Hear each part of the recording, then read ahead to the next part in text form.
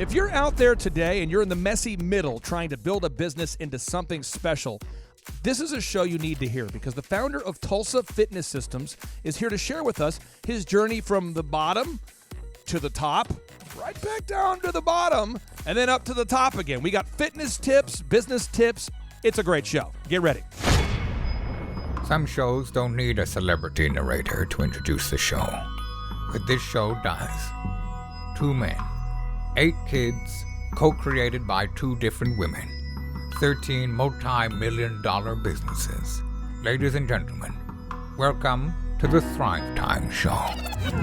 Now, 3, 2, 1, here we go! Started from the bottom, now we here. Started from the bottom, and we'll show you how to get here. Started from the bottom, now we here. Started from the bottom, now we here. Started from the bottom, now we here. Yes, yes, yes, and yes. Thrive Nation, if you're out there today and you're happening to listen to this show at any time and place, no matter where you are, I hate to take the show down to a deep area there. Jason, I hate to take the show down to a deep area. We hate to make the show super religious to start off. But is it okay if I ask for a prayer request? Absolutely. I pray that all the listeners would pray that Gunnar Olszewski, the receiver on the Patriots, I'm wearing his number 80 jersey right now, that he somehow becomes taller and a little bit faster in his early 20s, because the Patriots are going to need Gunnar Olszewski to become a miracle man the rest of the season, because we keep having injuries. And I'm not sure when the show will come out. This show might come out after the Super Bowl. Who knows? Yeah.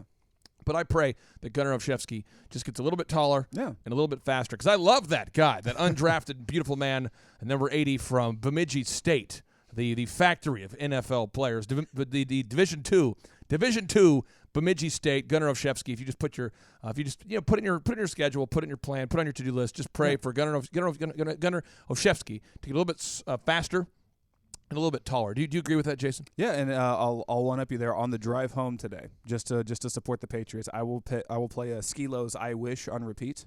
Nice. Oh, yeah. That's what we need. That is what we need. Oh yeah.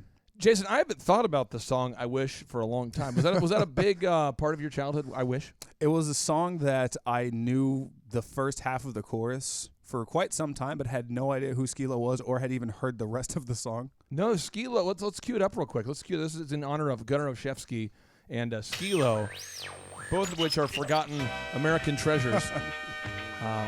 Clint, do you remember this song? I do. This song's impressive. Let me cue it up. Let's give us 15 seconds of it. Here we go. Hello, I wish I was a little bit Oh taller. yeah, Gunnar Olszewski. Come on now. I had a girl who looked good, I would call her. Wish I had a rabbit in a hat. Gunnar Olszewski, if you're out there, we love you. We support you. And you're already doing a great job despite your lack of speed and height. But we just need another 2 inches of height and another tenth of a second off that 40-yard dash, and we're good. All right, so on today's show, we have somebody, though, who is an overachiever just like Gunnar Olszewski. True. And he actually started from the bottom, and now he's here. Clint Howard, the founder of Tulsa Fitness Systems. How are you, sir? Hey, fantastic, Clay. Excited to be here. Hey, I'm excited to have you here. Now, we had you on the show earlier to talk about your journey starting from the bottom and building your company. And we had you come on the show and talk about practical fitness tips. But on today's show, we want to go a little bit deeper. We want to do a little bit more of a deep dive into the story. So share with the listeners out there that maybe missed your earlier show or that want more detail. How did you start your first fitness business? Yeah, for sure. So I was, like a lot of people in my industry, I was training in a health club while I was going through college for exercise science, and just started training clients. But really, for me, it started with a vision. I knew I wanted to do something different as far as just working in a gym or a health club. Provide just a different experience, a different service, and just I had an entrepreneur mind, and I loved work ethic and all those things. So I started with that. It's like, okay, what do I do? What's that going to look like?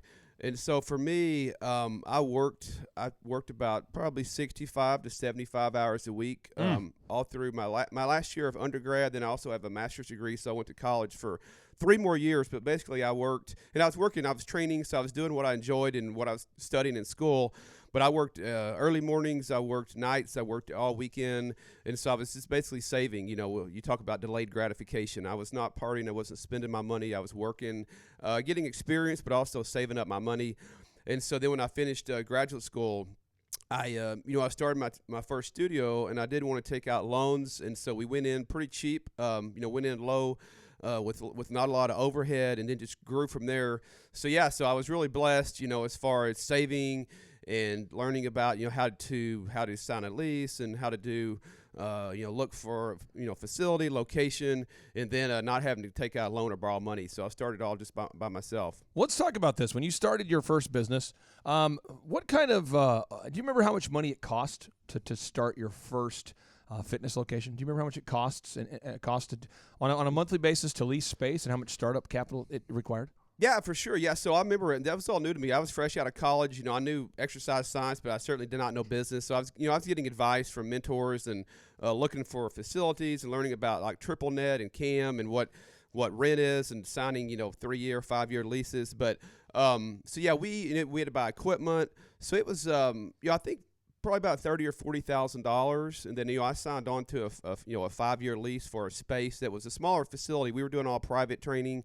So it was about 1,200 square feet, but still signing on to a 5-year lease is, I was fresh out of college. So there was, I didn't really know what I was doing as far as business. So it was, there was a lot of nerves. Certainly I was taking a big risk, but I had a lot of confidence in myself that I could be successful. And really I didn't have any.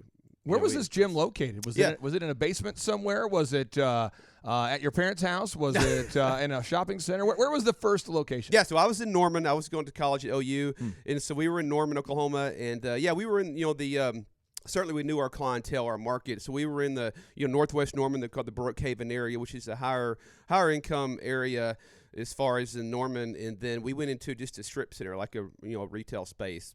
Now, Norman, Oklahoma has a population of 110,000 people. Is it for the folks out there who are not familiar with Norman, Oklahoma, which is the home of the Oklahoma University? Mm-hmm. Is it a wealthy area? Is it middle class? How would you describe the population of Norman? Yeah, it's pretty. I mean, it has its pockets. I mean, certainly there's wealth there. Any major college town. So there's one area. Anyone that's familiar with Norman, it's called Brookhaven. That's kind of the northwest Norman, which is where most of the the upper class and the nicer neighborhoods. And again, we were doing more high-end one-on-one training, so definitely we knew our market. And that's a big thing. If you're going to open any business, you definitely, that type of business where you need to know that, it's convenient and people are going to come. So you want to be in the right area of town. How did you decorate the area? Do you remember what it looked like inside? Some of our listeners out there are in that startup mode right now. What did it look like inside? Yeah, so we and this is all things I had to learn, as far as dealing with contractors. And we found a space that was basically what's called a white box or a shell. Okay. And then we had architects that had to do the blueprint. It was a real basic model of what we were doing. Then it was these smaller, it's kind of 2-room studio. And so we had a small office, a restroom. We didn't have locker rooms. This is all just private training, more like a kind of a high-end boutique studio. Got it. And then we had 2 separate rooms. So that was part of our niche was the fact that it was private training. It wasn't like in a health club where people are watching you work out and there's lots of sweat on equipment and things like that. It was a different environment. So a basic model, but it was separated. So they were like private individual suites that we called them. Oh yeah. And then minimal equipment. We were doing dumbbells and a few basic pieces of equipment. Walk us through the gear you had in there. What kind of gear did you have inside that? I'm picturing this beautiful startup. What kind of gear did you have in there? Yeah, so it was pretty basic. I mean, we had just kind of a universal machine that you could do like a cable stack rack where people familiar with doing like lat pull downs, and you could do like different chest press and things like that. What do you call that? What do you call that machine? It was the company is Life Fitness. It was just like a cable column. A cable column from Life Fitness. Okay. And what other kind of stuff did you have in there? We had a leg press machine. Oh yeah. And then we had a stability ball, of course, medicine balls, and really dumbbells. It was pretty basic as far as the equipment. And then it was just more of the boutique style and the one-on-one intimacy is what we were really providing, and just a different environment. What kind of people set up this gear? I'm looking at this Life Fitness equipment. I mean, you're buying this. I mean, this thing's impressive. Who builds these things? Yeah, Did you so have to put this it was yourself. Yeah, so my first studios, we were part of a franchise that at the time was getting popular. It was Fitness Together. Got it. So that was, and so they helped with a lot of those things. I mean, definitely they had like area territory directors that helped us as far as getting set up and how to get equipment and purchase equipment. So certainly we had some help. And that was partly when I got out of college. Again, I knew exercise science and physiology. I didn't know business. I was studying business on my own. And that's probably why I did go with the franchise, because it helped me a ton. What kind of systems did you get out of Fitness Together that, looking back on it, were helpful?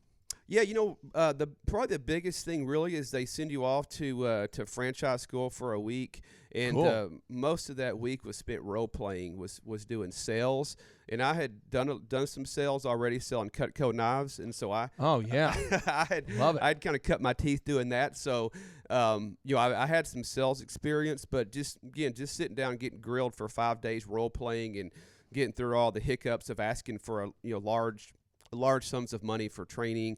A lot of that is just it's just getting through fear and stories in your head that how to practice, how to ask, uncertainty in your product.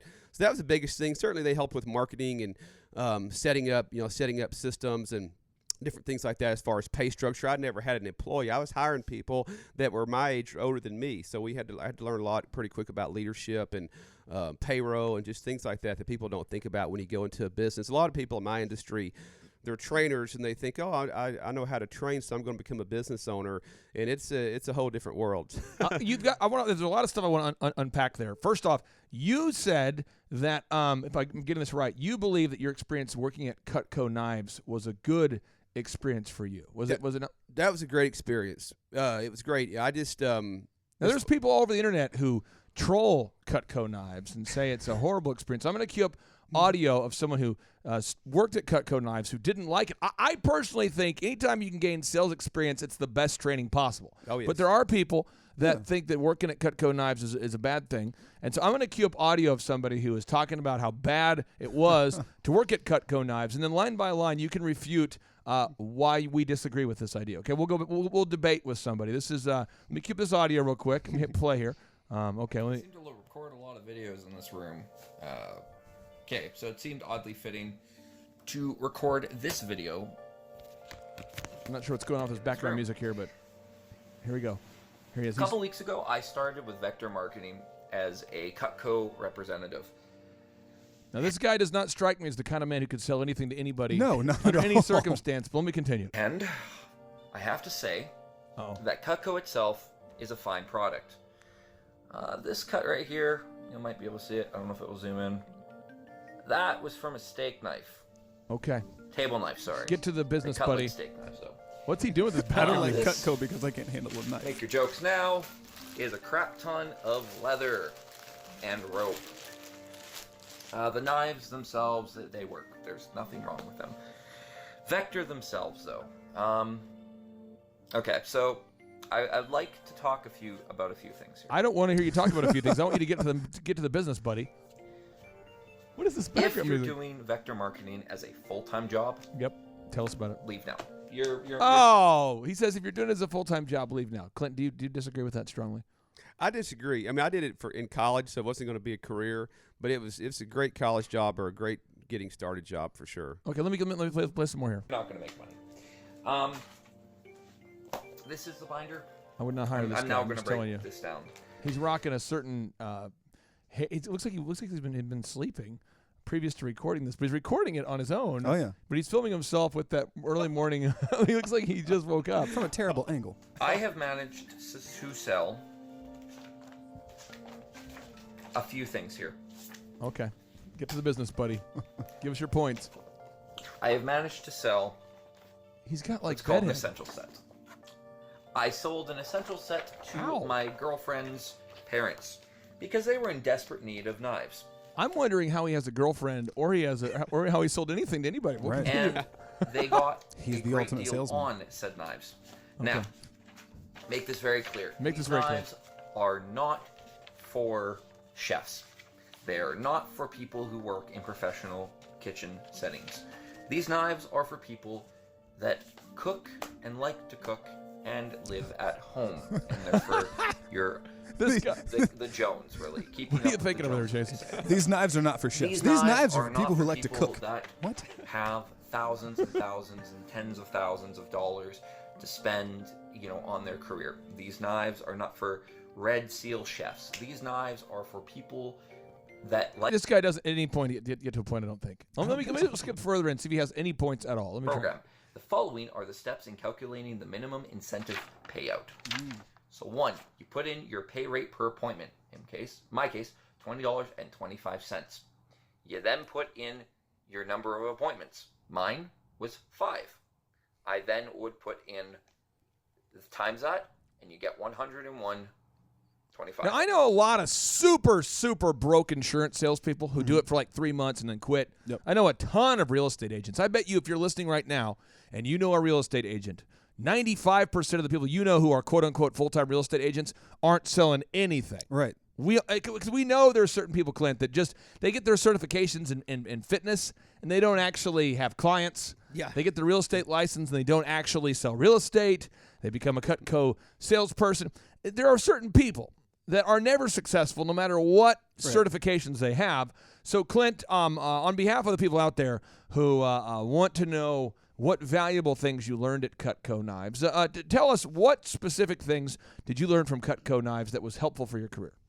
I mean, a lot of it was just how to build rapport with people. Yep. How to communicate. That's a big thing. They really taught us how, when you walk into someone's home, because we were going to in houses, people's homes and selling them, was how to just look around, find things. You can make you can make comments about pictures on the wall, things like that. But actually, just showing a genuine concern about the people and having a conversation. If you're about to ask them for a lot of money, we had a presentation, but we actually wanted to build rapport and get to know these people, find out what their needs are.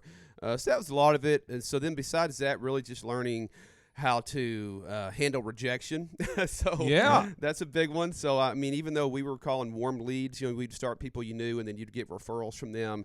I had people hang up on me all the time, would, just cuss you on the phone for calling them and hang up. I love it. I would show up at people's homes and they would not answer the door after I had scheduled appointments. Oh, yeah. I would go into people's houses, and after we had an appointment, they'd be just over there on the phone. I had one guy one time in Oklahoma City, a business guy that I came in his home, and he was over there on a business call, and literally his wife is there, and I was waiting, and he was on a call. I think he was just slow playing me, and he was on the phone I waited for 45 minutes. This is on a weeknight. I was in college, sitting there, and his wife felt terrible. She said, "I'm so sorry you had this call." And I sit there before smartphones, so I'm just sitting there twiddling my thumbs for 45 minutes. Finally, I left. He was still on the phone, and just things like that. Sounds a lot like selling anything. Yeah, Right. for sure. I mean, so most people would probably quit, the first time that happened, because it's tough. I mean, we would role play in the office, and our managers would just hang up on it. Hey, that sucks. Do it again, and you just really got to practice, and get better, and then you get comfortable. And a lot of it was knowing your product. I mean, I didn't know anything about knives really, so we did a lot of training to learn the product, why it was good. So I did believe in the product. But then besides that, is really just learning how to communicate with people and realize just, hey, it's tough out there. Jason, you've learned how to sell memberships at Elephant in the Room. Yeah. What was the hardest part about learning how to sell memberships at Elephant in the Room? Well, as like Clint said, is you go in new to it, because that was actually my Nude first to it? Yes. Well, that You go in nude? Yeah, that did not What are help you my ta- cause. This is a family-friendly show. You saying nude? NEW. Oh, okay. You go thank in you. new. Okay, Yes, okay, yes, yes. continue. You are green. You Okay. don't have any experience. It was actually my first sales job, and where I fell flat was for the same reason this guy with his glasses who hates Vector and everybody else, because Vector was massive when I was in high school. Vector? My buddy, shout out to Ernesto, was one of the greatest Cutco salesmen I have ever seen, because all of these kids came in thinking, okay, we're going to be given this massively expensive product, and people are just going to buy it from us. Quick timeout. They have audio of you and during your first sales training at Vector Marketing. I Let me asked you cue to this stop up. bringing this up. Flight 209er, you are cleared for takeoff. Roger. Huh? LA departure frequency 123.9er. Your first meeting was on an airplane, by the way. It's very was. weird. Your first, It was. They asked you to hop on I think you were on an airplane during your first Vector Marketing training. We continue. Roger. Huh? Request Vector. Over. What? Flight 209er, clear for Vector 324. We have clearance, Clarence. Roger, Roger. What's our Vector, Victor? Tower radio clearance, over. Have you seen this movie before, Clint? Over. Have you seen that movie? Oh, yeah, it's a great No, it's a beautiful movie. I love Okay. that. Okay. So you got over the fear eventually? Yeah. How long did it take you before you felt like you were over the fear of rejection? It took me about a week, only because I realized that it was crucial to my job to be able to do it. It's like the first week, I was like, okay, it's got a couple at bats. I missed them, but we'll have more. But my trainer at the time, then going to our weekly meeting, seeing how important those sales were, and then having you guys walk me through role playing, getting shut down, constant rejection before I got in the shop. That way, when I was actually selling to people, as like Clint said, it's all about build. I didn't realize the rapport factor. I just thought, hey, this is the thing. You gonna buy it? I didn't realize I had to warm people up to me. I had to engage with them. I wish that college had sales classes. Oh, yeah. Where you actually had to sell something as a class. Like if they had Sales 101 and you actually had to go get a job for somebody like Elephant in the Room or Vector Marketing and go sell something, because that's the hardest part about business ownership for many, many people. Once you can sell, then management becomes the hardest part. But I know, like for Elephant in the Room as an example, we have people every day that reach out to buy a franchise. Every day. People reach out. They want to buy a franchise. And my job is to vet them and to find out who's a good fit. Because if you buy an Elephant in the Room franchise today, let me just walk you through what happens. First off, you have to build out the space. You got to build it out, and we have plans for that. But you're going to be out $200,000 right away just in build out between shampoo bowls and decor and lighting and ambiance. You got to build that out. Then you've got to give a haircut to at least 3,000 people in your town for free. I'm serious. Because their first haircut's $1, and we donate that $1 to Compassion International, which is an organization that provides food and shelter and education and clothing for people in third world countries. It's a great organization. But we give away that first $1, and half of the people that come in for their first haircut do not come back again, and they do not sign up for a membership. Right. Now, at Elephant in the Room, downtown, south of Broken Arrow, with the experience is so good and so refined, about 6 out of 10 people come back again and become a member. But the business model hinges upon your ability to provide a great service and to sign up people for a membership 60% of the time, and to provide people for a membership 60% of the time, and to provide people for a great membership 60% of the time. Now, if you do a great job, Jason, are they going to naturally on their own sign up for a membership unless you guide them through the process of signing up? No. No, they're not. So even if you do a $1 haircut, people are not going to sign up for a membership. And I think it's no different probably, Clint, than what you're used to in the fitness industry. I mean, when you offer a great service, do people naturally sign up for a membership, or do you have to walk them through the experience and explain to them the value and the benefits of what you offer? Oh, yeah, for sure in our industry, because we're getting people to do something they're really not excited about doing and don't really want to do as far as working out. So you have to really show them the benefits and what they're going to get out of it and a great experience. Now, we have another guy here who couldn't be on the show. One because I didn't book him on the show, but two, he's freely available on YouTube, and his video is called Rant About Vector Marketing. I'm going to play this here. Let me hit play here. Let's see what he has to say. Good early morning. It is Thursday, June 6th, 2013. This is your Island Blader speaking. Here's what's happening. So I'm here talking at about 12:30 in the morning here, and I'm actually not going to rant and rave about sports. Okay, Mets won, big deal, whatever. I'm excited about this. He's gonna rant. A friend of mine from my church actually has made a request to me to make a rant about concerning one Vector Marketing. Okay, now remember, back in the day, if you wanted to vote, you had to own land. And back in the day, if you wanted to have a platform, you had to have done something first. Yep. You usually didn't get a talk show unless you had done something.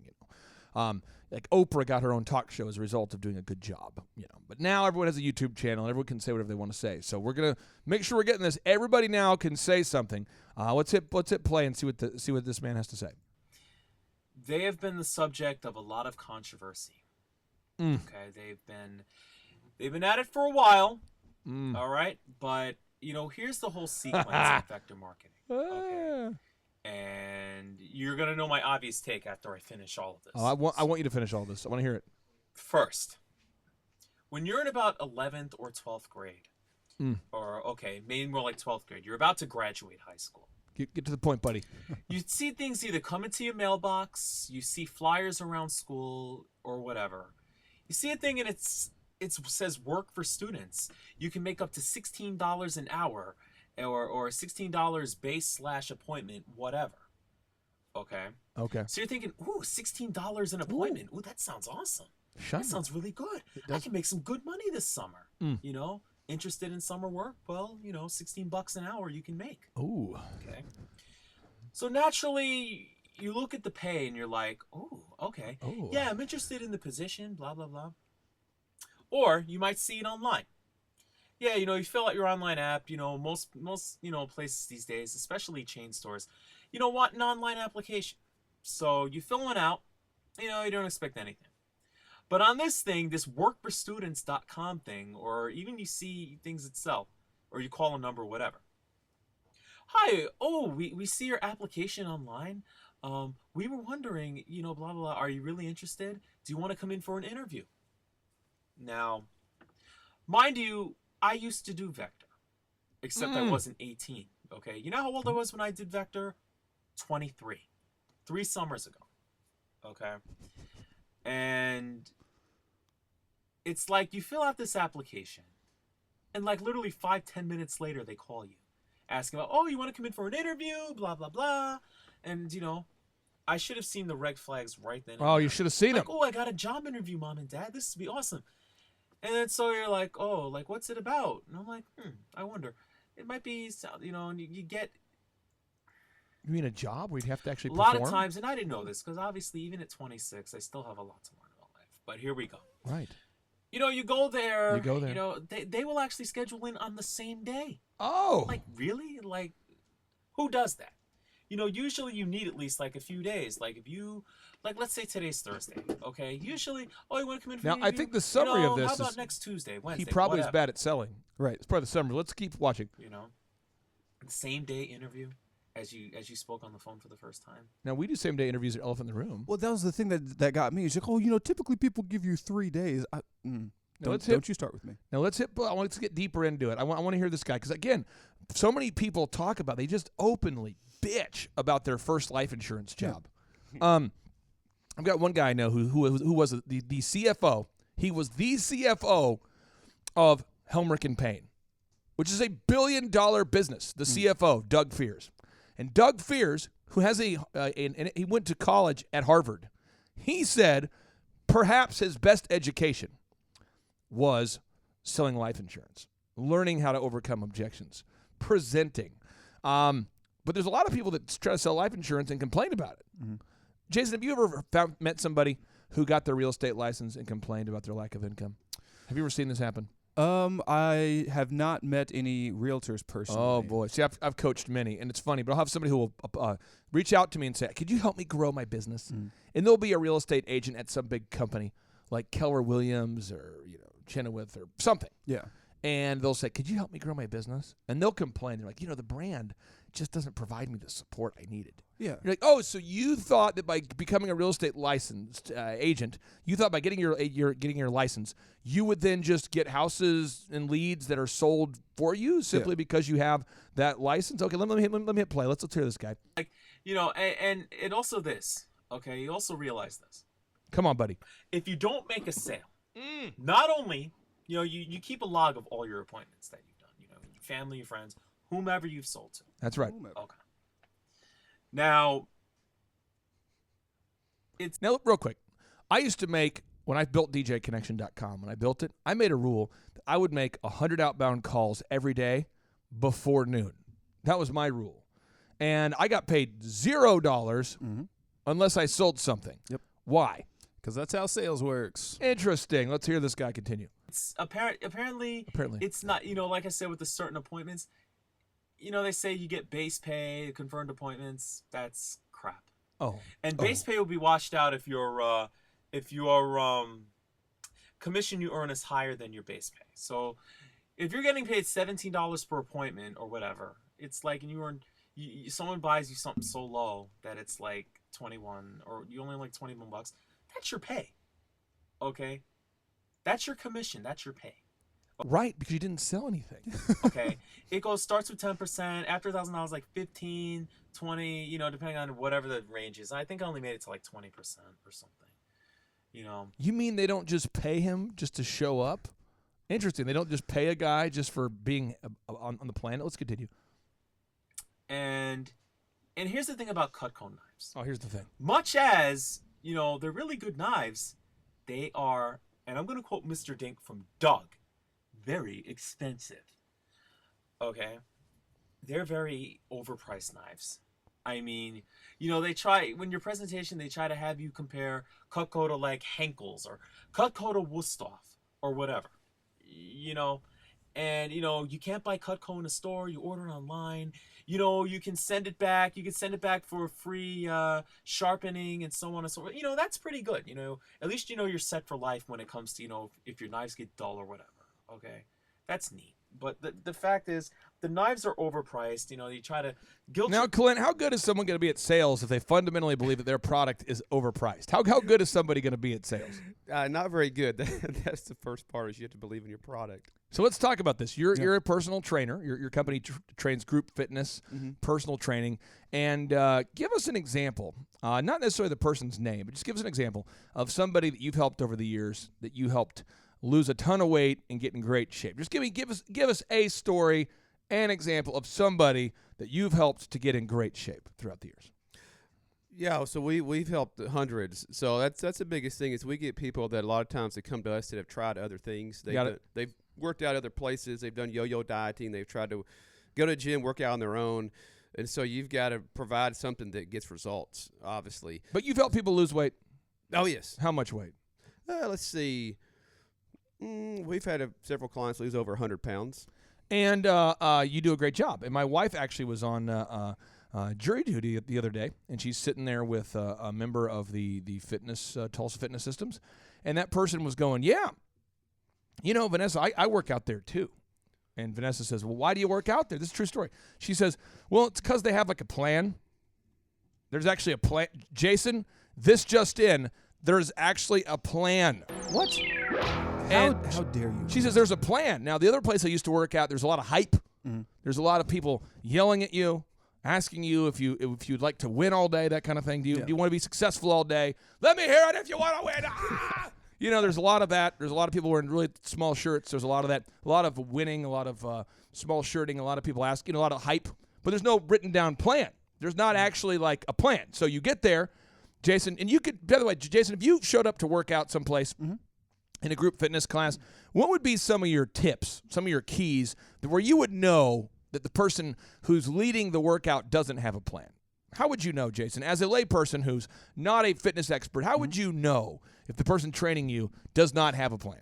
Well, I actually went to, back when I was working out like a machine at TCC, they had a really good gym at their downtown, I think it's the Metro campus. Sure, yeah. But they had a like an aggressive spin class. And I thought, I've never done that. I'm trying to up my cardio game. So I went, and I could tell the instructor had no idea what he was doing, because he's like, all right, what I want you to do is I want you to turn it up to max resistance, and you're going to get out of the saddle, or whatever he was calling it. He's like, you're going to do this, and then you're going to switch it up. And he didn't have any linear plan. And as we were doing it, we realized everybody's getting hurt. We're getting tired in not a good way. None of it makes any sense whatsoever. Yeah, I mean, again, so my wife is sitting next to a lady doing the jury duty thing, and she's going, it's awesome. And Vanessa, because you guys are building the property out there in Jinx, when you move, you should sign up. And Vanessa, the more she's hearing about it, this went on for about 30 minutes. She's like, well, we already work in Jinx. I should probably just sign up. So I think my wife's going to become a new member soon. She'll be a paying customer. Oh, man, but seriously, she's heard great things from this lady who was like a walking commercial about it. And what does it cost to work out at Tulsa Fitness Systems now? What do you charge per month on average? Yeah, so we do private personal training, but we're probably more known for our group training. It's very affordable. It's $100 and something a month. So let's just say $100 and something a month. Mm-hmm. There are trainers I know in Tulsa who charge $50 a month for their group class. And it's still too much. Right. And you go, why? Because they don't have a freaking plan. Yeah. And there's only so much hype you can have before you have to get down to having a plan. And there are other places that charge. I know of a guy in particular. I was DJing back in the day. This would be about 5 years ago. It was a friend of mine where he had a party with a DJ, and I was invited to attend. So it wasn't my DJ career, but this is a guy who I originally DJed his wedding reception and his 40th birthday party, and I was invited to attend his kid's party or something. They had a DJ there, and I was there, and I was talking to some of the guests, and one guy who was there was jacked. I mean, this guy's jacked.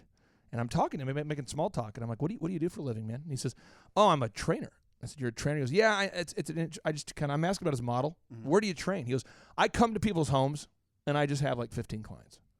I'm like, you have 15 clients? He goes, yeah. Now, I talked to my friend he's been a client. My friend has hired this guy for years. Yeah.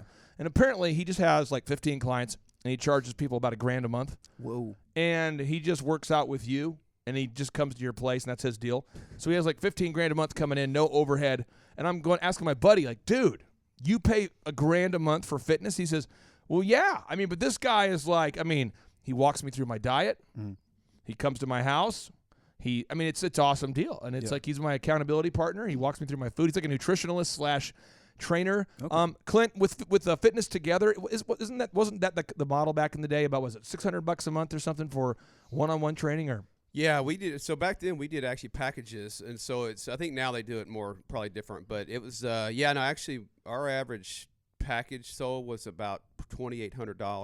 $2,800. Yeah, Wow. so it was anywhere from, like, very rarely we would sell, somebody would buy a small, like a 10-pack or something for like $800, but it was more of $2,000 to $6,000 packages. Really? They were paying up front for a And package people of bought sessions. that? Yeah, all day. Okay, so let's talk about this.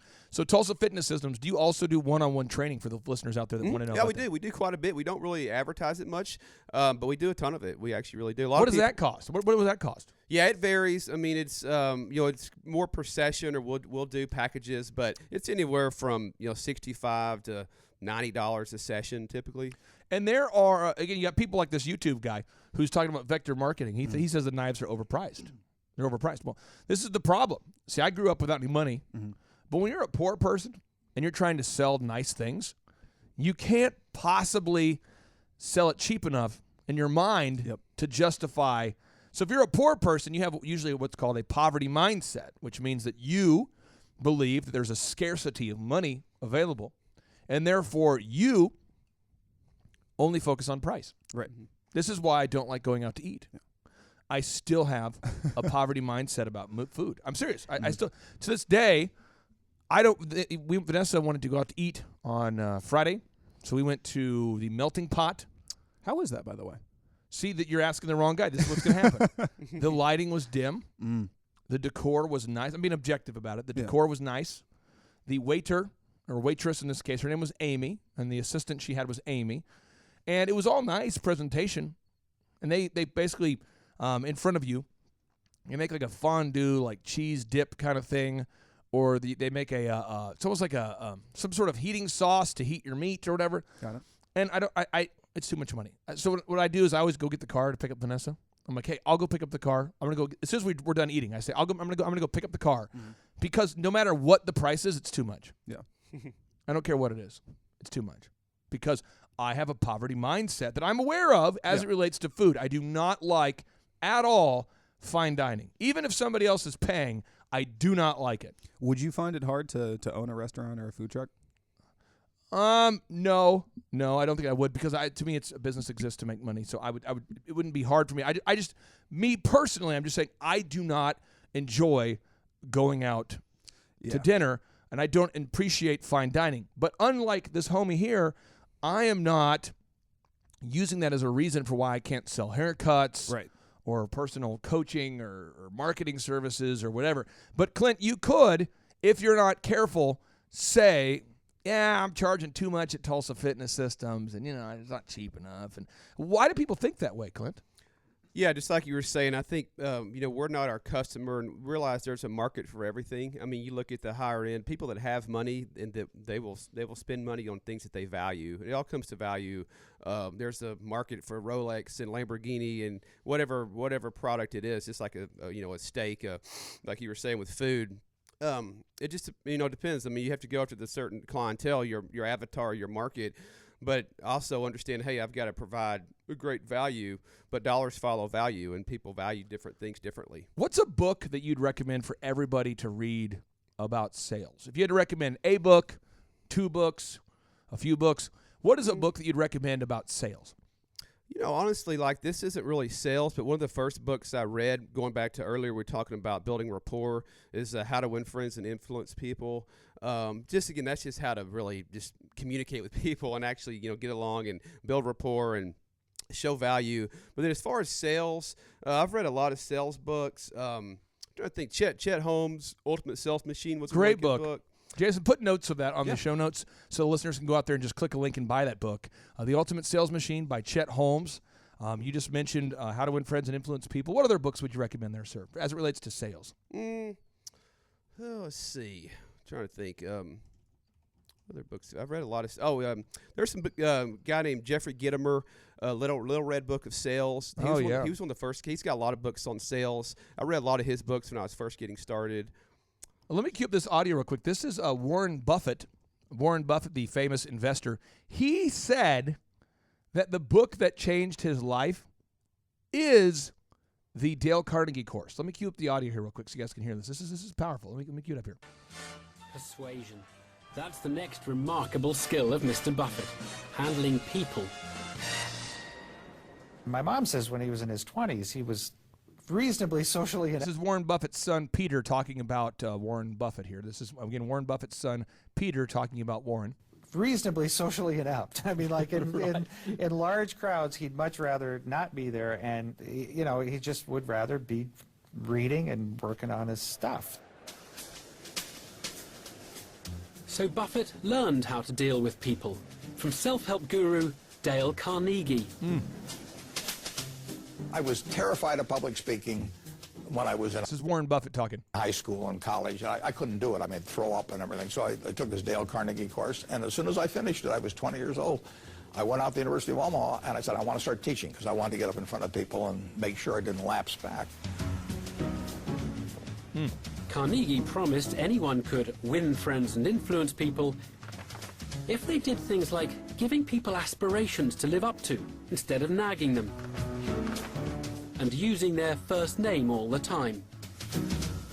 I actually had the diploma in the office, and I don't have my diploma from college. I don't have my diploma from graduate school, but I've got my Dale Carnegie diploma there because it changed my life. Okay, so that right there turns out to be a book that people should read. Now, Clint, you had a lot of success there. You had a lot of success. A lot of people don't have a lot of success. We got Mr. Cutco Knives here going on a rant talking about how vector marketing is not a good thing. Napoleon Hill, who couldn't be here today because he is dead, he said, opinions are the cheapest commodities on earth. Everyone has a flock of opinions ready to be wished upon anyone who will accept them. If you are influenced by opinions when you reach decisions, you will not succeed in any undertaking. Now, Clint, 96% of businesses fail within the first 10 years, according to Inc. magazine. I would also hammer home, I agree with that, according to my own anecdotal experience, having met people who run companies into the ground. So talk to me about the challenges that you had. What were some of your biggest obstacles over the years as you've grown your fitness empire into Tulsa Fitness Systems? Yeah, for sure. There's always going to be obstacles. One of the biggest things for me, starting young, like we talked about, once you get past sales and learn how to sell, the next step is you grow. They say bigger, higher levels, bigger levels, bigger devils. Was actually hiring people. That was a big thing, and I was hiring people that were my age or older than me. And that was new to me, so I was learning really how to manage people, which is that's very, very challenging. So that was the hardest part. You said bigger levels, bigger devils. Yeah, never heard that before. I'm gonna start using that. That's pretty good here. Yeah. So as you grow, obviously, you have to have a team. So leading people, I'm a very nice person, very, very, I feel like a friendly person. I want to be everybody's friend, everybody to like me. And so when you start managing people, it obviously that changes the dialect as far as how you communicate with people and your employees. Is they have to respect you, that you want them to like you, but also not take advantage of you. So I've learned a lot of lessons as far as leadership along the way. Jason, can you, for the listeners out there that obviously not everybody out there listening has worked for me or will work for me, can you explain what my management style is like and just share the good and the bad? Because you've worked with me now for how long have you been working with me? 2.5, going on 3 years. And it's 4:48 in the morning on a Sunday. That's true. And we're recording this. Oh, yeah. Okay, so talk to the listeners out there about what it's like to work with me. You have the floor, and you can share as much as you want, because most people who start a business, there's 3 struggle zones, all right? Struggle zone number 1, marketing and generating leads. That's struggle zone number 1.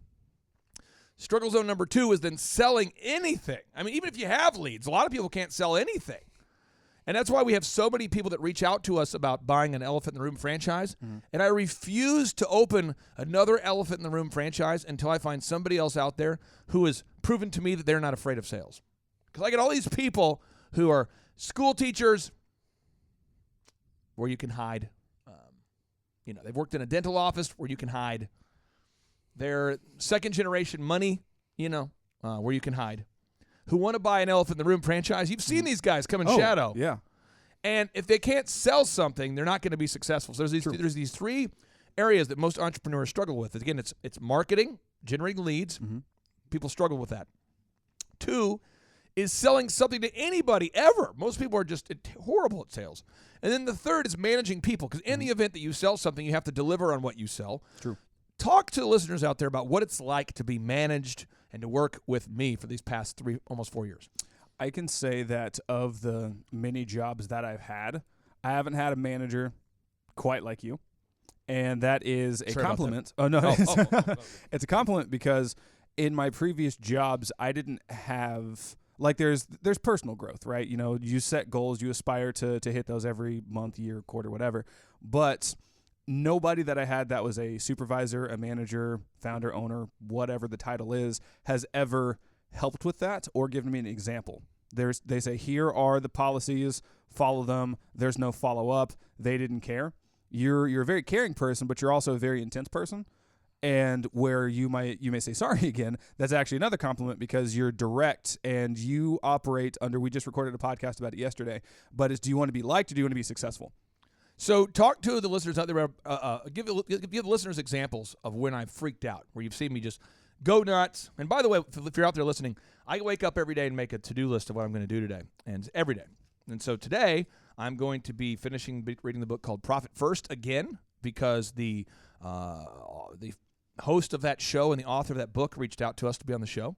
I'm going to continue finishing my article about DJ Casper. Oh, yeah. Who was the inventor of the cha-cha slide. We just interviewed him yesterday. That's such a good interview. And I got to finish doing that outline because I want to rank number 1 in the world when you type in DJ Casper. DJ Casper or the Cupid or the Casper or the cha-cha slide.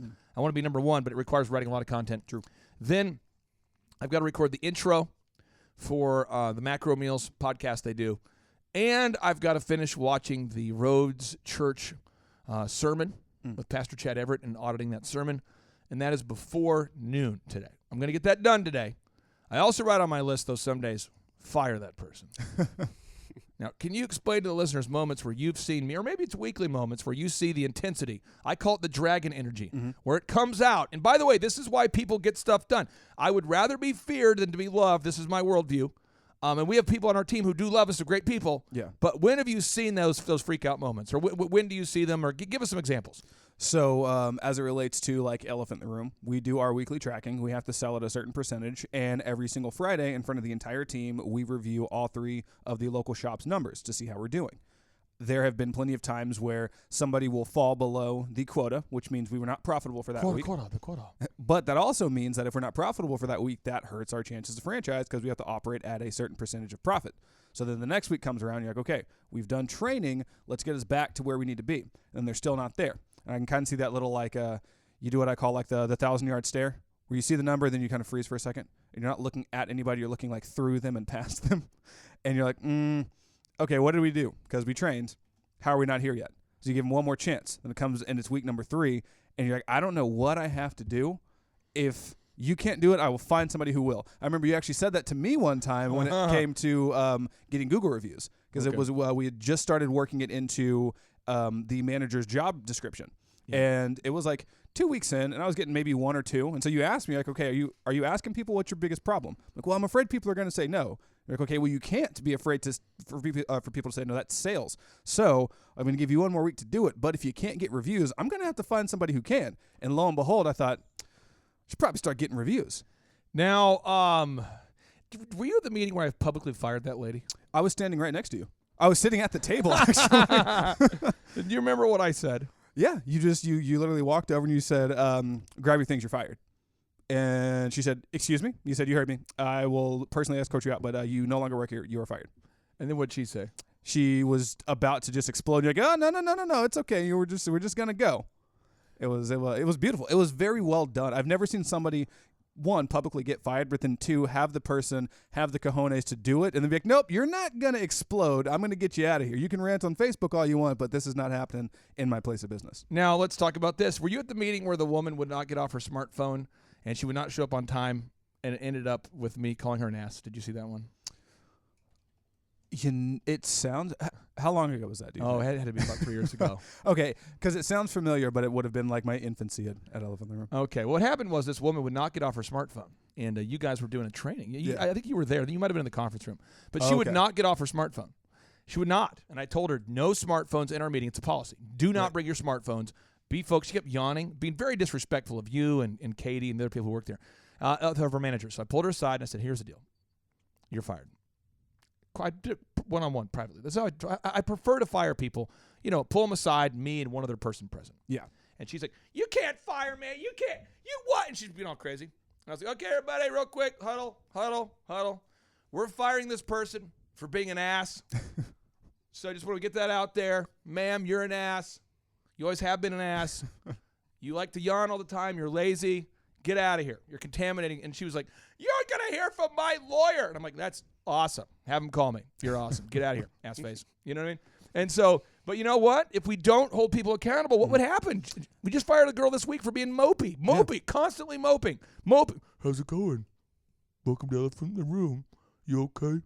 I should be done with my the customers would say, how are you? And she'd say, almost done with my shift. Why do I have to fire mopes? We have to fire mopes because they ruin the energy. Like, you can't sell unless, like Clint was saying, like you were saying, you have to believe in your product, but you also have to have a certain level of enthusiasm. Because if I were to be selling to you and I'm just telling you about it, or like if Clint's selling a gym membership, because like you said, people inherently don't want to do that because it's hard. So they have to believe based off of your energy that it's something they want to do. Like, oh, this guy's fired up. I'm getting fired up. But if he just went in like, well, if you want to get fit, you have to eat this and you have to work out really hard, nobody's going to buy that. Okay, now, Jason, I put a notable quotable at the top of the agenda there, and I'd like for you to be able to share that notable quotable with listeners. And I want to make sure, you said we got to bring that energy, right? Yes. And what happens if we don't bring the energy in a work environment? If we can't sell like Clint does, if we can't market like Clint does, if we can't manage people, what happens? Well, we get extremely close to bankruptcy. And again, if people will not do their jobs, you have to bring out the energy, the dragon energy. You have to. Or you might refer to it as the energy, like your inner gangster. That's true. Okay, your inner gangster. You gotta, so this is the song that's in my mind as I walk up to a person and I prepare to fire them. That's so good. Hey, you bring out your energy. Yeah. Your inner gangster. Okay, so go ahead and read to us the notable quotable, please. It says, public hangings are teaching moments. Every company has to do it. A teaching moment is worth 1,000 CEO speeches. CEOs can talk and blab each day about culture, but the employees all know who the jerks are. They could name the jerks for you. It's just cultural. People just don't want to do it. Jack Welch. I don't think I heard it. Can you read it again, please? Yeah. Public hangings are teaching moments. Every company has to do it. A teaching moment is worth 1,000 CEO speeches. CEOs can talk and blab each day about culture, but the employees all know who the jerks are. They can name the jerks for you. It's just cultural. People just don't want to do it. I don't feel like I got it yet. Can you read it again, please? I want to hear it again. Public hangings are teaching moments. Every company has to do it. A teaching moment is worth 1,000 CEO Now, speeches. real quick, Jack Welch grew a company by 4,000%. The number one CEO of all time. And he said every company has to do it? Every single one. Did he just say that every company has to fire someone publicly one time? That's what he said. That's what he just said. I'm asking you, Mr. Listener, when was the last time you fired someone publicly? Oh, you got to do it this week. It's going to be an awesome week. You got to do it. You got to. Clay, I don't want to do it. Well, okay. I'm just telling you. The moment that people know that you will fire someone publicly, what happens, Jason? They like wise up really quickly. They say, I don't want to get them fired publicly. I don't want it to happen to me. Okay. Or they say, oh my gosh, did you just see what just happened to Bobby? I don't want that to happen to me. I'll tell you what. And it happens though. Yeah. Now let's read a Bible verse. Then we'll go back to talking about Tulsa Fitness Systems and the growth thereof. Can you read the Bible verse here from? This is from the Bible, Matthew chapter 21. Oh, I love verses this 12 quote. through 13. This, by the way, is not a Jack Welch quote, but it feels a lot like Jack Welch. Can you read it, please? Yeah. It says, Jesus entered the temple courts and drove out all who were buying and selling there. He overturned the tables of the money changers and the benches of those selling doves. "It is written," he said to them, "my house will be called a house of prayer, but you are making it a den of robbers." Jesus was telling people, quit trying to sell stuff in the church. Oh, yeah. And they wouldn't stop, so he flipped the tables. Now, if you could read it again, please, but replace the word Jesus with Jack Welch. And then every time it says he, say Jack Welch, please. There you go. Jack Welch entered the temple courts and drove out all who were buying and selling there. Jack Welch overturned the tables of the money changers and the benches of those selling doves. "It is written," Jack Welch said to them, "Jack Welch's house will be called a house of prayer, but you are making it a den of robbers." Okay, now read it again in the context of elephant in the room and Jack Welch, and see if you can get rid of the word temple and replace that with elephant in the room. Oh, man. And replace Jesus with Jack Welch. Try it again.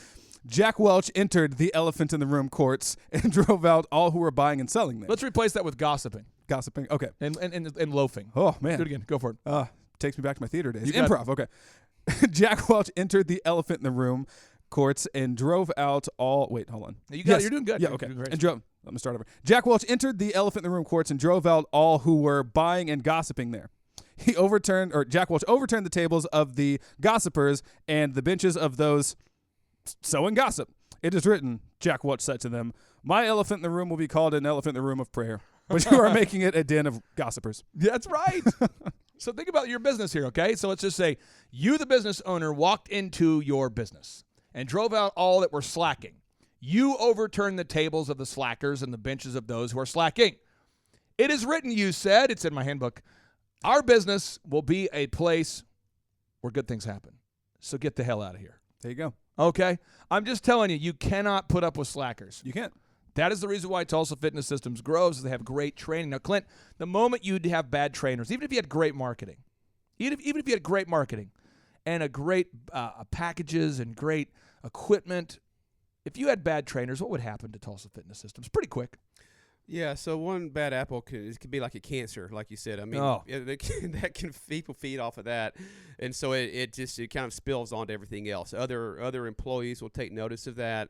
Clients will take notice. You've got to lead by example. Like I said, for our business, it's energy, it's enthusiasm, it's having fun, it's connecting and having relationships. Yeah. So for sure, the biggest thing for us is we sit down and we have conversations about that, then we fix it really quick. You got to fix it though. Yep. But Jason, again, if we let it drift, what happens? It's it goes back to the garden metaphor. If you're not pruning, taking those weeds out, those weeds spread, and then they take over every single thing. Clint, have you ever had a moment in growing your businesses where you had to shut down a gym, or the gym didn't do well? I mean, have you ever had any? I mean, you've had some success, obviously, but have you ever had any moments where things did not go well? Yes, I have, for sure. So definitely it's not all, owning the business or being an entrepreneur is not all roses and like some people think everything's great. So yeah, for us, when I first started, kind of going back a bit, I had one studio that was doing well, and out the gate, since I got this figured out. I got it, baby. And, I was getting advice from some people that were pushing me to open up more locations, and I wasn't managing my numbers very well, and really I was just new to the owning a business. And so what we did is I was in Norman, and I actually went in partners and opened up 2 studios in Arkansas, like Bentonville, northwest Arkansas. Bentonville, by the way, if you're out there today and you're listening to this show in Arkansas, I know there are stereotypes about your state that in large part are founded. And I'm being serious. Bentonville is a nice area. If you've ever been to Arkansas, Bentonville is a very nice area. Bentonville's amazing. Rogers is very nice. If anybody out there, just do a Google search right now for Pinnacle Drive in Arkansas, or look up the Embassy Suites in Bentonville, Arkansas, the Rogers area. It's nice. It's nice. Now, there are other parts of Bentonville that you worry about. There are a lot of Confederate flags out there. We worry about that. There's a lot of people that have collected an old bus. Jason, you've seen this before. I've seen it. They have somehow it's like, well, I'll tell you what, Leroy, what are you doing with that old bus? Well, I'll tell you what, why don't we put it in front of my house and leave it for a decade and see what happens? Well, that sounds like a good idea. Well, are you going to do something with that refrigerator too? Or what are you doing with that? I'm going to put that in front of my house too and let it grow. Well, I'll tell you, why don't we put a fridge and a bus in front of our house and see what happens after a decade? And you'll drive by places in Arkansas where there are buses and refrigerators with trees growing out of them. Oh, yeah. I mean, that requires some serious neglect to get to a place where a tree is growing through a bus. It takes for a tree to grow? I mean, it's unbelievable. do you think we should trim it? Maybe we should cut back the tree. It's starting to grow through the bus. No, I'll just let it go. Just let it. I mean, it's there's a certain. But Arkansas, you were in nice areas in Arkansas. And what happened, Clint? Ultimately, what ended up happening with those locations?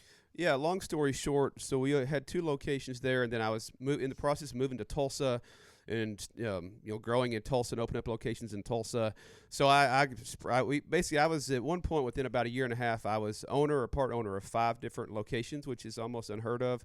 And then it all kind of backfired and really just went off the rails. We the 2 locations in Arkansas, we ended up shutting both of them down.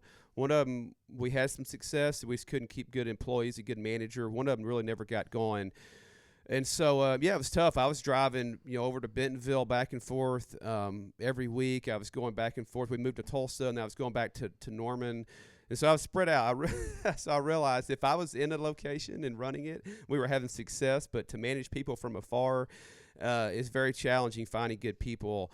And like you said, doing the marketing, doing lead generation, and then managing people. So it was tough. I mean, I had one location in Arkansas. We ended up shutting it down after probably about a year, and our landlord wouldn't. We were locked into a 5-year lease. Oh, that's a lot of fun. Yeah, so the landlord would not let us out of our lease. At this time, Bentonville had overdeveloped, so there was strip centers and there was retail space everywhere. Then the economy kind of shifted, so there was just spaces available. So it was just a tough time as far as the economy going on. So basically, for almost 4 years, every month I was paying rent to a space that was just sitting there. Well, that's got to feel good. Yeah, it's and I had $2,000 a month, $5,000 a month. I had partners in that location, so there was a lot of that. I'd let my investment partners down. I felt like I had let myself down, the staff there. So I was paying. I think my part was about $900 a month. Every month. Yeah, I was throwing in the trash basically. Oh, beautiful. So that's tough to deal with. I mean, I could have focused on that. The fact that we had failed in both locations there. I was still paying rent to a place that's just basically just wasting money. And that I had to go there, and a couple times I had to, like, you're going back to firing people. I had to fire a guy one time, and it was terrible. I had this guy that was a manager, and he just wasn't doing a good job, and super nice guy. Basically, I knew I had to get rid of him, and I probably didn't sleep for a week just getting prepared for it to go over there. And then when I did, this guy, and I had to tell him, and this guy literally, he's a grown man, older than me. He started crying and begging me for his job. It's just tough. I mean, I'm a nice person, so it was challenging, but he wasn't getting the job done. And that's what it come down to. That's what I had to tell him. So those are stuff that that you have to deal with. I mean, those are not things that are comfortable. But anyway, back to really my thing was I focused on what I could control. The locations that I was managing, we still had open. The clients we had, and it's easy to dwell on the negative. Especially when it comes to finances and money, but you can't focus on those. Where your attention goes, your focus goes, and so you got to focus on what you can control. And it's a learning experience. I say you either the old cliche, you either win or you learn. You don't really lose. So I learned a lot from those experiences, and I took that with me. What advice would you give a younger version of yourself if you go back in time and mentor a younger Clint Howard at that time when you were on the precipice of opening up those other locations? What's some advice or wisdom you would have given yourself? Yeah, for sure. I think number one is having good mentors, having good coaches. And I've had some great ones, but also at one point there, I was getting advice from someone that was trying to get me to expand too quickly when we weren't prepared to expand that fast. So that's a big thing. Getting around successful people, make sure you're getting advice from the right people. That's a big one there. Besides that, I think it's just learning, like we talked about, sales and leadership. Really understanding that, and also knowing your numbers. I think a lot of business owners have no idea what their numbers are. True. Their ROI, what money's going in, what's going out. I think people are afraid to look at their numbers, and that's how you should dictate all of your moves that you make is based on your numbers. Well, let's talk about this for a second. You've mentioned some terms. And I want to make sure that all the listeners I want to make sure that all the listeners know these terms, because I think, Jason, if we're not careful, like the term ROI, before working here, would you have known what that meant?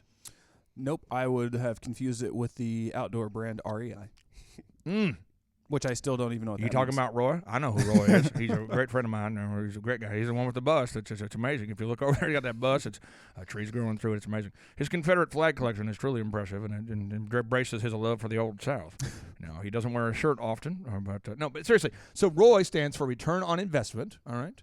You also mentioned earlier triple net lease. Well, a triple net lease is a lease agreement on a property where the tenant or lessee, the person who's renting the space, promises to pay all the expenses of the property, including the real estate taxes, the building insurance, and the maintenance. People don't realize that a lot of times. They rent space and they go, oh, I did not know these other fabulous things were included as a charge. Another fun fact, common area maintenance. You mentioned earlier CAM. People call it CAM, but common area maintenance is where you take the whole cost to maintain the property, like to landscape the property, to maintain the property, to fix the air conditioning unit for the strip center, to fix it's all of the costs associated with maintaining the property, and they are divided by the amount of space that you have pro rata. So as an example, I used to lease space at 5800 East Skelly. And I'm not bitter about it. I'm not bitter about it. But I am angry about it, Jason, because I rented space. And I was told that if I rent the space, it would be $5,000 a month-ish.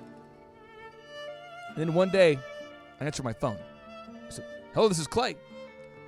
And this is how the call went. We're calling on behalf of the landlord. You need to pay $27,000. Right now, we're doing some common area maintenance, and you've yet to pay the $27,000. We're replacing the parking lot and fixing the air conditioning unit on our 15-story building. And you lease out an entire floor, so you have to pay 1/15 of the amount due. I'm going out of the blue, 27 grand. I only have 150 grand in my bank account. You want 27 of it right now to fix the parking lot and the AC unit? Absolutely. And we're very flexible. You can pay by the end of the day. You can do check. You can do cash. Either way, we're flexible. If you do not pay, we will begin the eviction process. And by the way, there's a horse head in your passenger side of your car. If you open up your vehicle, there's a horse head in there. And a man named Luigi will be out front with a lead pipe. You put the money in the bag. You give the cash to him. We'll be fine. I'm like, so wait a minute. I have to pay 27 grand by the end of today? Who are you? I'm calling on behalf of the landlord. You can call me Sneaks. Sneaks? You're calling yourself Sneaks? I don't even know who you are. Seriously, why do I have to pay 27 grand? No more questions. Or you'll be sleeping with the fishes. I got some concrete shoes. I went over for Christmas. I bought you some concrete shoes. They're just your size. I'll be upstairs in a few minutes to try them on. You want to try them on? And then we'll have you dance around in the river bottom. By the way, if I mention my lead pipe, and don't worry about the horse head, all the blood will eventually come out after we light your vehicle on fire. So can I pay, is there any flexibility? Absolutely. You can just pay or not pay. If you don't pay, don't worry about it. Because then we will decapitate your head and put your head next to the horse head. And it'll be a nice souvenir to remember the life and times of Cletus. I'm going, okay, I'll pay. But seriously, it was like a shakedown. It was crazy. I did not know it was going to happen. Right. Has this ever happened to you before? Have you ever had a common area maintenance charge before, Clint? Not that much, but I have had surprises. It freaks me out. I didn't know what was going on. That's crazy. That's crazy. So if you're out there, imagine your transmission goes out in your car. Mm-hmm. Have you had that happen before, Jason? Oh, yeah. Last February was How much did that cost? So total in repairs last February, I spent about $2,300 fixing my Explorer. But you're driving around, just having a good old time. Mm-hmm. What kind of music do you listen to when you're driving around? It varies, but right now I'm on a big Wu-Tang kick. Are you really? Mm-hmm. Okay, so you might be listening to Wu-Tang, and let's go with, let's say this is what you're listening to. You're driving around listening to Wu-Tang. Okay, so you're driving around. Let me crank it up here. So you're having a good time. Would this be something you're listening to? Oh, absolutely. Okay, let me cue it up here. And let's start it like this, son. Rolling with this one and that one. Pulling and all of a gas sudden, for fun, but it was just and all of a sudden, your vehicle just stops. That happened to me the day before Valentine's Day. And you're like, what is that sound? Dream for the team who was a fiend. Started at 16. You stop. Mm-hmm. You somehow get to a. Where did you go to get it fixed, by the way? So I actually had to have it towed to Christian Brothers. And when you took your car to Christian Brothers, what did they tell you? They did the initial, what would you call it, like the estimate, just to diagnose everything that happened. And what was cool was they sent me It was like a timeline of everything. Every time they checked something, I would get an update. Then I got a comprehensive report, and it said, okay, here's issue 1 through 13, and here's how much it costs separately, and then here's the full total. And they're a good company, by the way. Christian Brothers is a fine company. Yeah. But you're saying that how much was it total? To get okay, so let's walk it back here. To fix the ignition coil, the serpentine belts, and the fuses, that was all $1,700. What? Yeah. So again, you're in your car driving around listening to the Wu-Tang Clan. Yep. Oh, I love this song. Here I am, the Method Man. Okay, so you're getting pulled over, and what happens again? You get pulled. You're driving. You pull over because it's not working. Mm-hmm. You drive into Christian Brothers, and it's how much? It was $1,700 to get it drivable. Oh, snap. Yeah. Now, imagine that happens to your business, and to make your business, you're leasing space. You don't realize that the common area maintenance, Clint, I think a lot of people don't realize when you lease a space, if you're paying common area maintenance, people don't realize how expensive that is. Oh no, most people have no idea all the expenses that you have, utilities and things that people just don't really think about. What are other areas where you coaching a younger version of yourself, a younger you who's opening up a gym? If there's listeners out there who are in the process of opening up a business, and you were giving yourself advice to the younger version of yourself, what are some other tips you would give yourself? I think the biggest thing is following your passion. I think sometimes people get into an industry or a business because it sounds fun, or it just think they're going to make a lot of money, and it just really sounds like it'd be cool. Yeah, you've got to really have a passion and truly want to be successful, and hopefully you're doing something that you enjoy, because you got to realize it's not going to be up. It's just all great days. You're going to have ups and downs and headaches and frustrations and challenges. But I think besides that, realizing the amount of work it's going to take, like we've talked a lot about, we put in 18-hour days, still work a ton. It's not easy. It's very, very challenging. Now, for the listeners out there that, Jason, haven't read a lot of Napoleon Hill, I think it's my job to break down great books and deconstruct them into bite-sized chunks that you can immediately implement as soon as possible. Word. So I'm making sure we get some action steps out of today's show. Okay, so action step number 1, I want to make sure we're getting this idea. 1, do not, and let's make sure you type these down here, okay? So action item number 1, do not lease any space ever unless you fully understand what's in that lease. So have an attorney or a real estate broker look at that lease before you sign the lease. That's action item number 1. 2, don't ever start a business unless you know how to sell something. If you can't sell, your business will not go well. Do not call me about buying. We had somebody who wanted to buy an Elephant in the Room franchise, and they came to Shadow, and they literally asked me this question. This guy was a former school teacher, and if you're listening and it's you, I'm sorry, I'm not trying to rip on you. I'm just trying to help. It's a true story. He says, don't you think if you just put an iPad up front and people could sign up themselves for a membership, that would be more effective? No. What, Jason, why would it not be more effective just to put an iPad up front?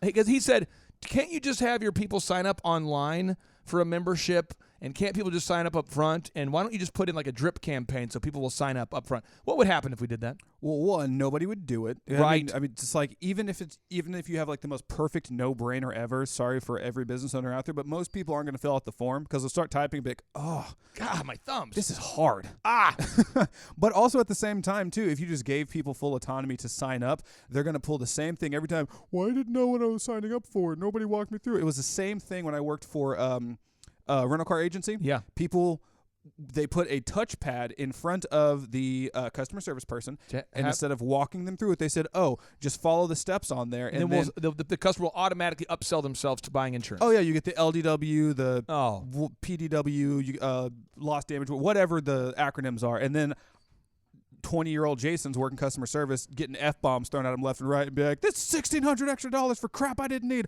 What is a pike pass?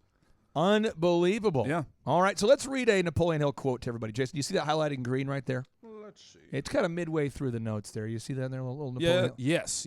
Because a lot of people out there want to be the new Clint Howard. True. We want to start our own business. We want to be successful. But the time's just not right. Nope. It's like I want to do it, but I got a Patriots game today. I got to watch that game. And after that game, it's like I want to do it, but we have a family vacation coming up, and I want to start a business, but then I've got a trip planned, and I want to get to the conference. I want to attend the Thrive Time Show conference. I've read the reviews, and I've been meaning to get to it. Mm-hmm. I've been meaning. Ever since I can remember, I've been meaning, I've been wanting to, but we have some excuses. Jason, please read these excuses. Please read the notable quotable from Napoleon Hill, please.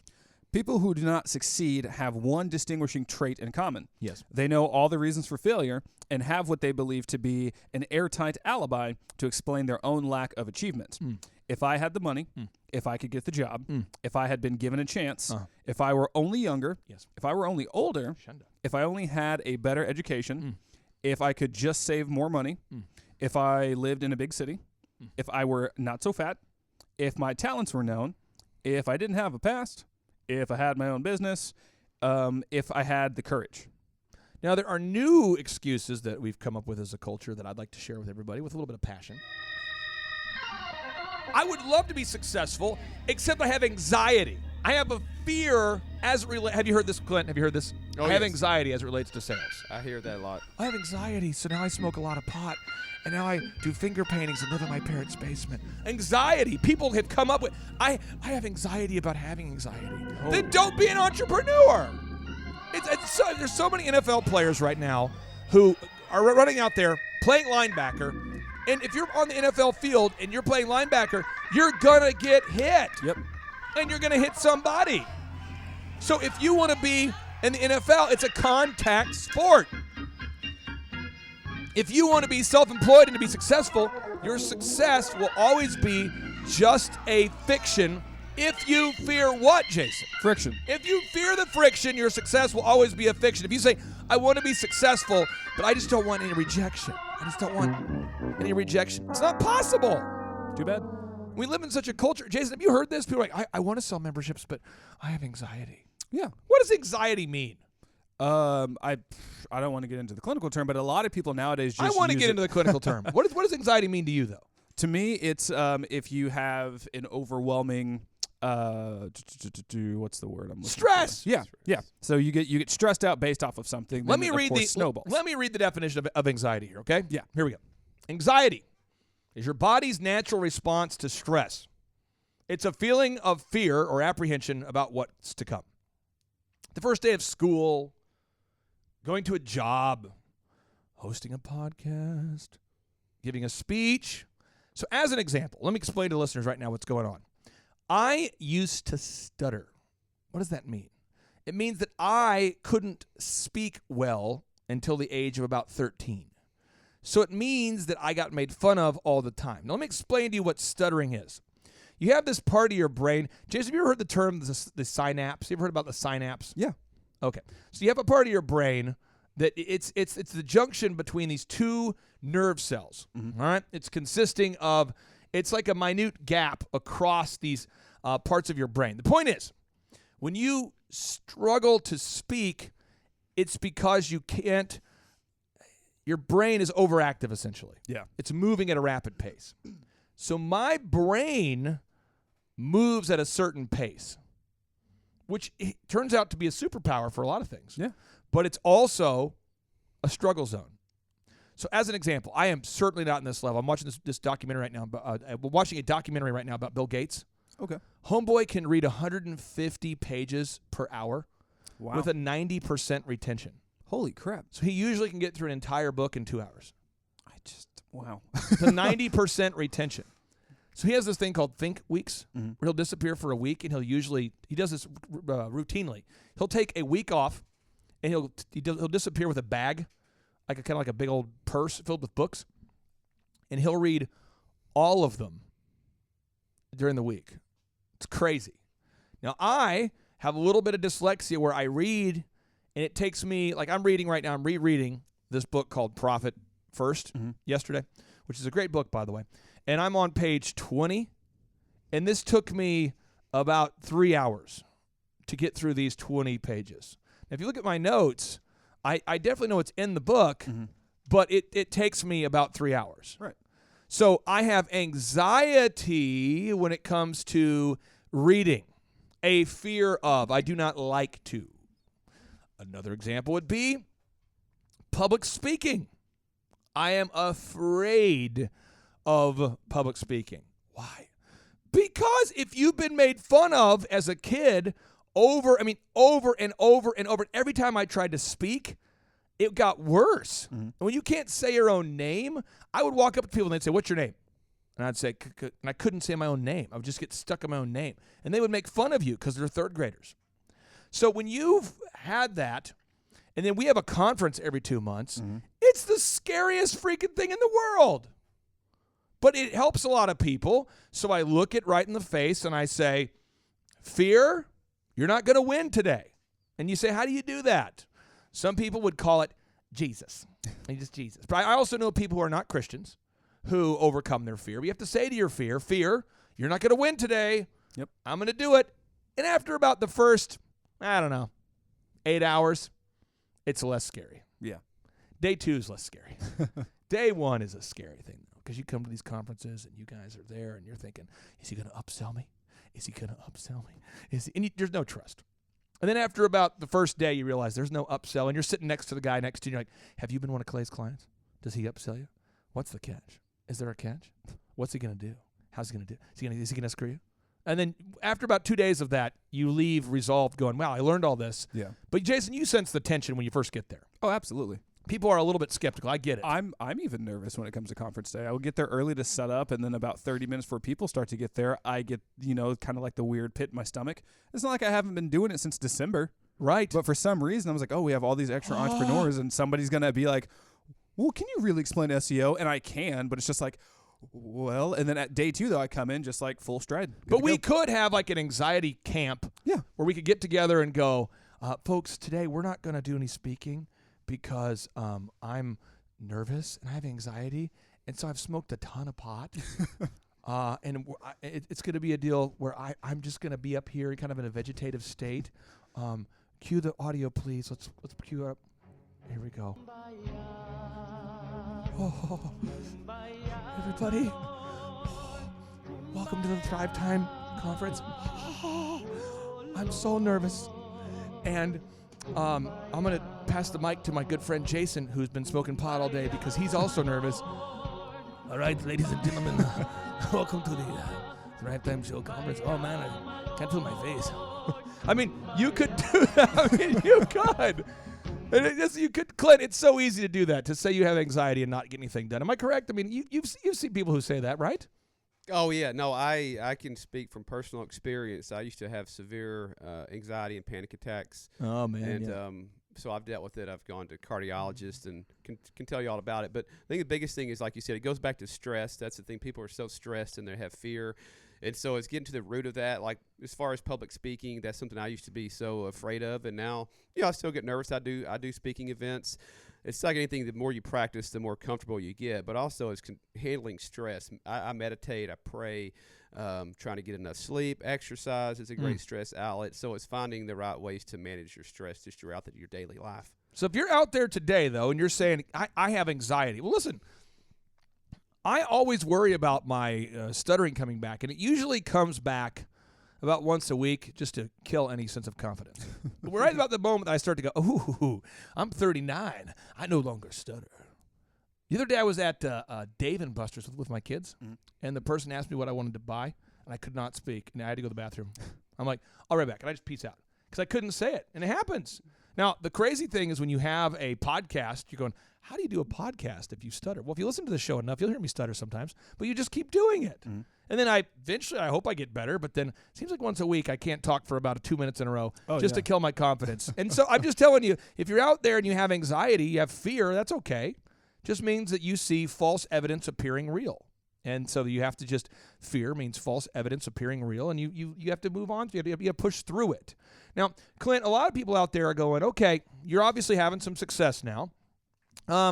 What's your daily routine look like? I mean, what time do you wake up every day, and how do you organize the first 4 hours of your day?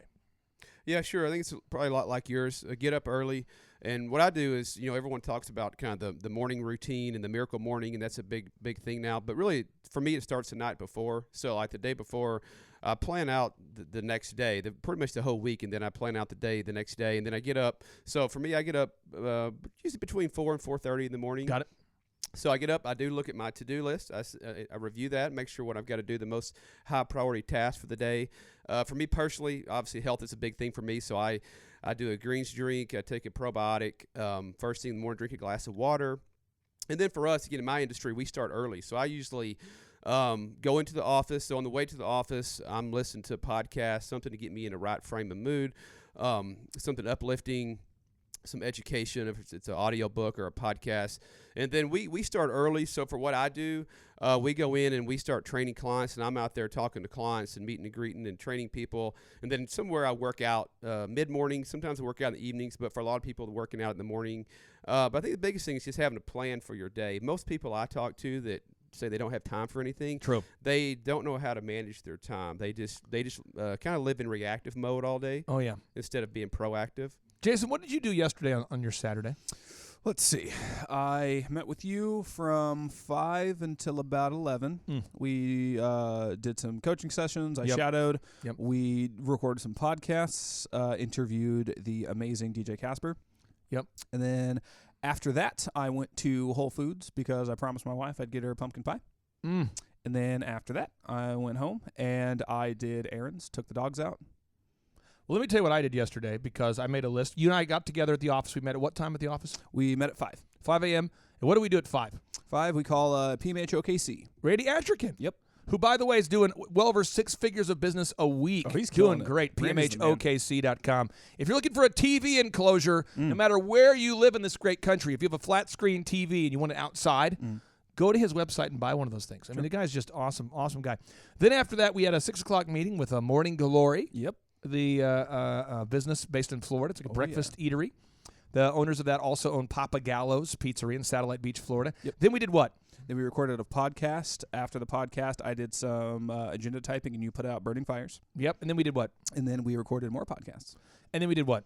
And then we did a onboarding session. And then 13-point assessments. Yep, 13-point assessment. Then we did what? And then we did the interview with DJ Casper. The DJ Casper, the guy who wrote the song, the Cha-Cha Slide. The Cha-Cha Slide.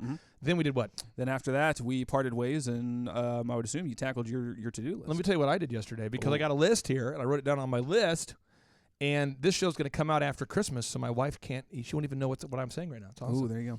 So I went to C's Candy to get her favorite kind of gluten-free chocolate. Nice. Then I went to the bookstore and got her a Joyce Meyer's book. And then I went to Bed Bath & Beyond. I tried to, but they've replaced it with another store. What? Yeah. Where at? I don't know. It's over there by the mall. It's gone now. It's like a Nordstrom Rack or something now. Get out of here. Yeah. And I went to Victoria's Secret. I've noticed that they haven't it's like you got to get there early. Because I went there like midday. And, like, all their underwear was mixed up. And I'm like, I got to get out of here. So I'm going back again this morning. I'm going to get in there right away and get the underwear I need. Then I went, if you go in there, by the way, this is my tip for Victoria's Secret. Step 1, if you have to go there, go in early. Because you get there first, everything's organized. Yep. And there's no one who's there to make eye contact with you. True. But, God, there's too many people there. And you're, like, trying to buy your wife stuff, and the woman next to you is looking for stuff for herself. And it's just a weird deal. It's like being in an elevator with a third party. For like a half hour. It's a weird vibe. Then I went to get my wife some shoes. Ooh, got her some really nice workout shoes, And anyway, I have a list of things I got her, and it's on my list. It's on my the things I got my wife were on my list. Now, you might say, well, when did you check your smartphone? Jason, when do you think I checked my smartphone yesterday? Well, seeing as how it was a Saturday, never. Right. Right. And I turned my phone on Monday. What's going to happen? It's going to blow up. Oh, yeah. I have been on the receiving end of that. A couple Sundays ago, you're like, hey, I need you to send this. Had to take it off airplane mode. And so you had to take my phone off of airplane mode to send someone a message, and you saw it happen. Yeah, I couldn't even hit send because just notification after notification after notification. Now, Clint, you talked about listening to something positive. What kind of stuff do you listen to, on the way to work that's positive? What would be in your wheelhouse? So I listen to a lot of Tony Robbins. He's someone I've studied since I was probably in high school. I love your podcast. Certainly, I listen to yours, so sure. plug for yours. Sure. Brendan Burchard, who's another kind of a mindset, high-performance type guy. And audio books. I mean, there's different books I'm listening to, but I'm more into podcasts right now. So those are things. And sometimes I'll listen to music that's, uplifting if I'm in a mood for it. But for the most part, it's podcasts, motivating, mindset type stuff. Maybe a business podcast. And these are things we don't talk about on the show enough, Jason. But yesterday I listened to the Oprah, her podcast, her masterclass, her interview with Justin Timberlake. I listened to that one. I listened to her own story, how she became successful. I listened to Lorne Michaels. He's the guy who runs Saturday Night Live. Yeah. I listened to his interview with Oprah just yesterday. And I do this every day. I mean, every day. I don't ever stop. It's just what I do. I couldn't imagine turning on talk radio and listening to people argue about politics. I just couldn't imagine that being my life. And then I listened to this morning while I was getting ready for work. I'll cue it up. This is what I listened to this morning. And I'll play the whole thing because I listened to this whole thing this morning at about, 5:30, or I guess it'd be, we started at 4, so about 3:30 this morning. I was listening to this, and let me cue it up here. This is Carlton Pearson. Let me try again. Here we go. Farther along. We'll, come on, know all about it. Come on. Farther along, we will understand why. Cheer up, my brother. Cheer up, my brother. Live in the sunshine. You can sing along right now. You're in the car.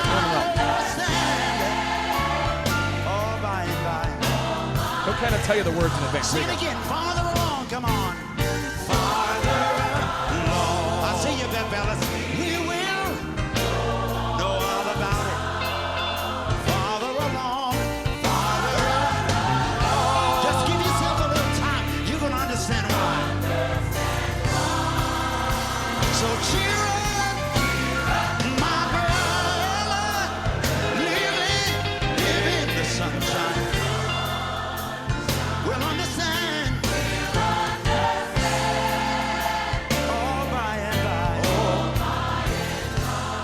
This verse, come on. Tempted and tried, we're oft made to wonder. Anybody been there? Why it should be thus all the day long, while there are others and they're living all about us.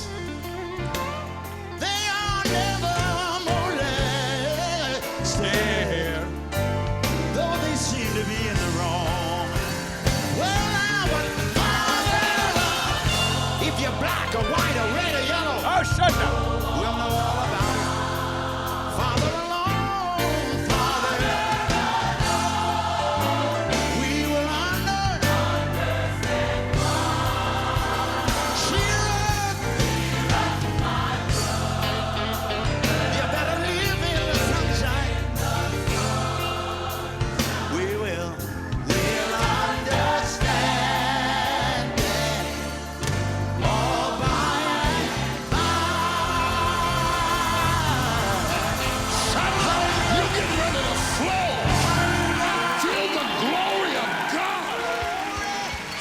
Somebody said it's going to be all right after a while. Say it'll make more sense later. Come on, say it. All things work together for good to them that love God and to those who are called according to His purpose. And I listen to that every day. So yesterday, you become what the mind is fed. The mind is what the mind is fed. Mm-hmm. So if you read the book, The Magic of Thinking Big, he talks about this. The mind is what the mind is fed. So I listened to Timberlake yesterday explain his story. Mm-hmm. Which basically, to summarize his story, is whenever a door closes, a window opens. That's the entertainment business. Whenever you get rejected, just keep going. Kind of sounds like Cutco knives. Yeah. The summary of Lord Michaels is the preparation that goes into into every Saturday Night Live show is what makes the show great. Right. But they eventually have to record it every week at the same time live. So he talks about how every week they prep and they prep and they prep, but then they have to do it, and it's never perfect, but they have to launch it. Yeah. And that's part of the game. It's kind of like launching a podcast, is it not? It is. It's like it's never going to be perfect. We want it to be perfect. Yeah. But we eventually just have to launch it. But we could spend our entire day editing, could we not? We could. Now, yesterday I spent a lot of time editing the intro for the Casper slide. Yeah. You and I did it. And for the DJ Casper for the Cha-Cha slide. Mm-hmm. Did you like the intro yesterday, or did you not like it? By the time that I left, I know that you probably tweaked it after that, but I did enjoy it. Let me cue it up real quick. The listeners can hear the intro for this for the show. Here we go. Let me hit play. In the year 1998, a man wrote a song for his nephew, who was a personal trainer at Bally's Total Fitness. That song was called The Cha-Cha Slide. Who wrote that song? His name is DJ Casper, and he's on today's Thrive Time show. So I feel pretty good about that. But you know what? Eventually we have to launch it because I could spend all day editing that. I mean, I could never, ever, I could spend, Clint, when you built Tulsa Fitness Systems, I mean, eventually you had to open. I mean, right? I mean, eventually you had to do it. Yeah, at some point. But, I mean, couldn't you have spent all day? I mean, you're probably never done perfecting it, but couldn't you have just spent forever just infinitely making different revisions and not ever actually launching it? Yeah, I have a saying, it's ready, fire, aim. So I think most people just sit and they just think about doing things and they never get around to doing anything. So yeah, at some point you just got to make a decision. You got to go. Now, a lot of entrepreneurs out there you're a source of wisdom for fitness and a lot of other things. You're not just a fitness guy, but I want the listeners to always get practical fitness advice from you too on the show. If the listeners out there say, you know what, I want to get in great shape, and Clint, just I want to eat the same 3 things every day for the next month. What if you had to give people, again, we had 3 food weapons, and we're only allowed to eat 3 things this month. That's all we could eat all month. Does that sound fair, Jason? It does. Someone says, I just want to know, tell me 3 things, and I'll eat just the same 3 things all month. What are the 3 things the listeners can eat this month if they want to tone up and lose some weight? Yeah, to keep it simple, protein, produce, and water. Protein. Give me a protein. Protein, chicken breast. Chicken breast all month. Okay, next one. Produce, any kind of greens, kale, spinach, broccoli, Brussels sprouts. So if I eat chicken, kale, and then what was the next one? Water. Water. Water. What'll happen if that's what I do? Well, you're going to probably lose some weight, probably feel better. Oh, yeah.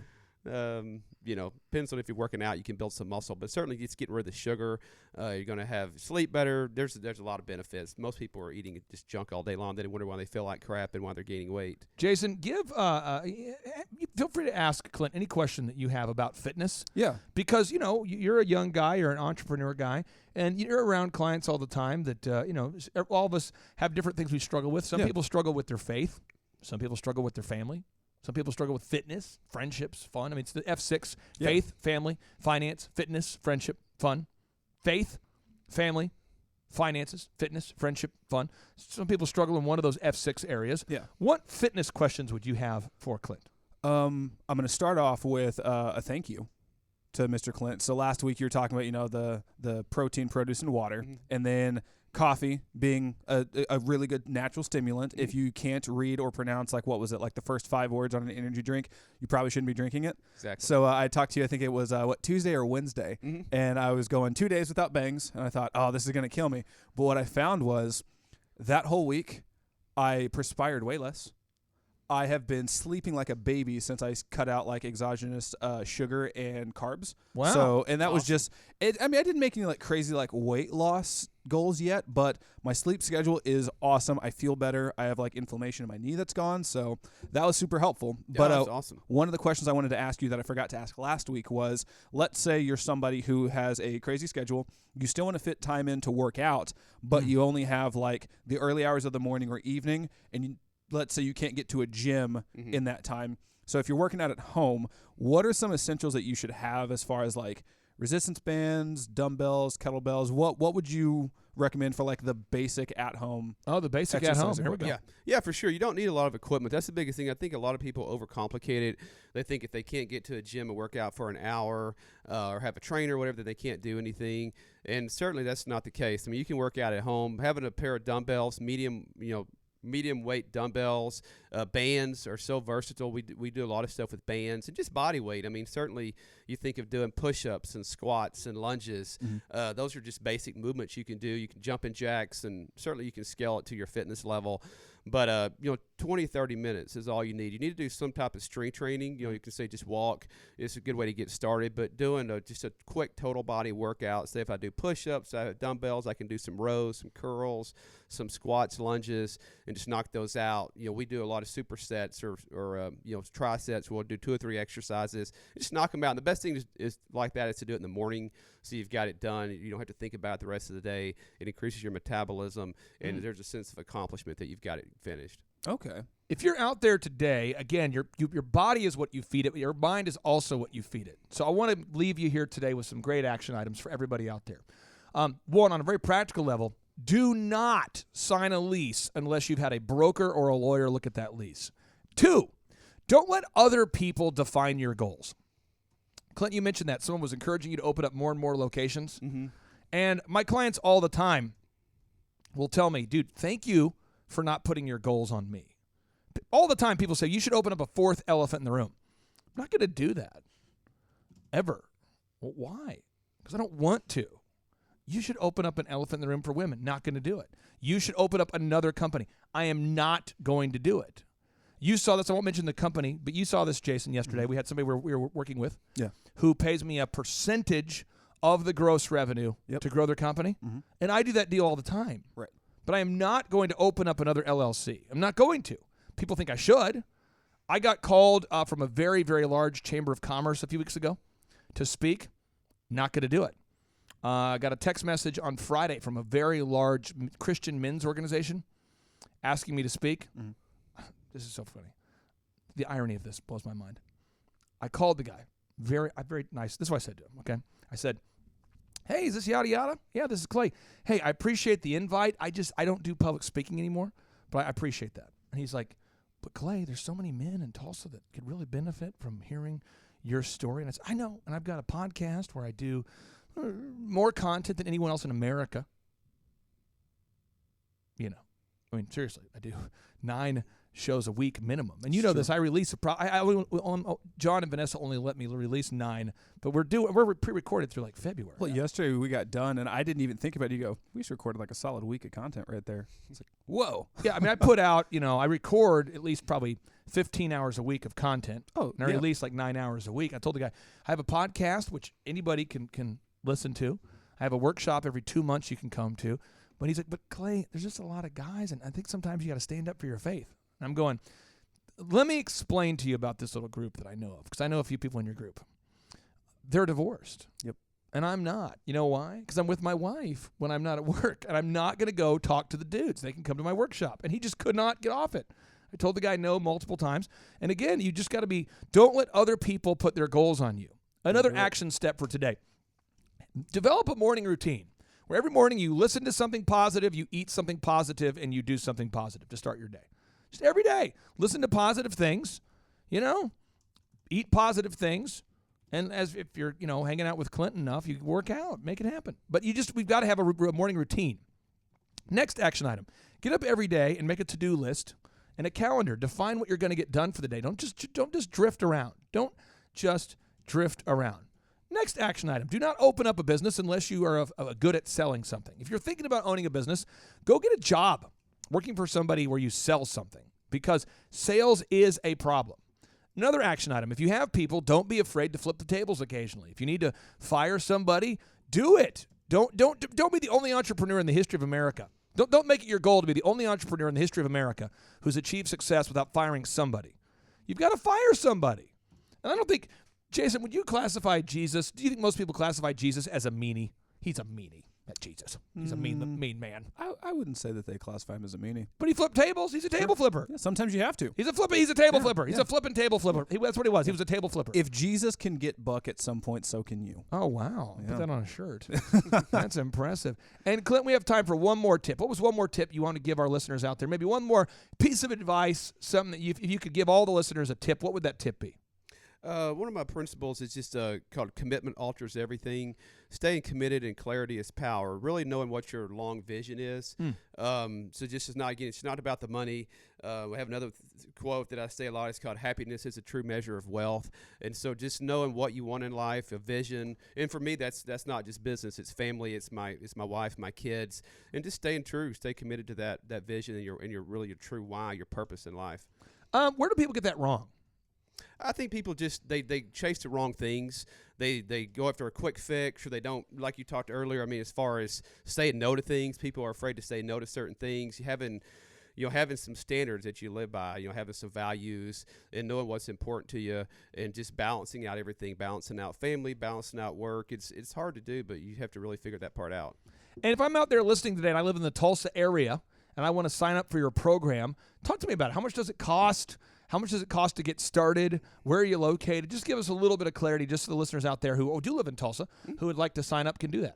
Yeah, so it's Tulsa Fitness Systems. So someone can go to our website and get a lot more information. It's just tulsafitnesssystems.com. We're kind of north of Jinx, back behind Tulsa Hills. And we have a no-brainer offer right now. It's a great deal we're doing. It's 21 days for $49, and that includes an assessment, a consultation. Really, for us, is sitting down and talking to people where they're at right now, what their goals are, and developing a specific plan to help them. Okay, so if you're out there again, how much is the first month?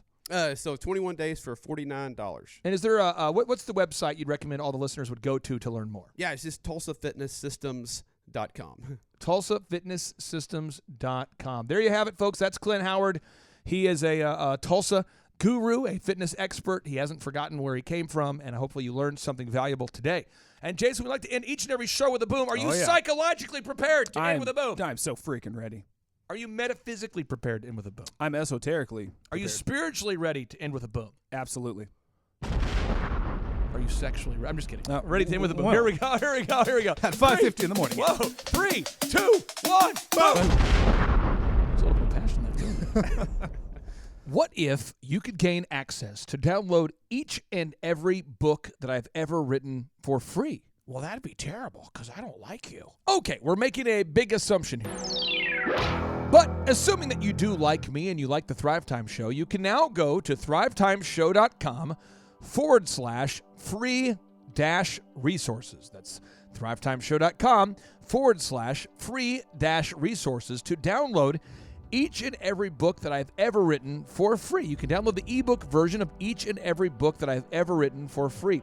Clay, I just want to chime in here real quick. I don't like you or capitalism. I feel like we should all get free stuff. Well, I am in the process of explaining where you can get free stuff. And you can now also download all the helpful infographics. There's infographics on Firing 101, the perfect hiring system, the principles from Ray Dalio, Internet Marketing 101, the Lead Bin Management System, Managing Humans 101, Logo Creation 101, Why Google Loves WordPress, Time Management 101. We also have an incredible infographic about the importance of calling your leads often, because the average person no longer answers their phone unless they are called multiple times and unless they receive a text from you. We also have the importance of File Nomenclature 101, Sales Lead Conversion 101, and much, much more.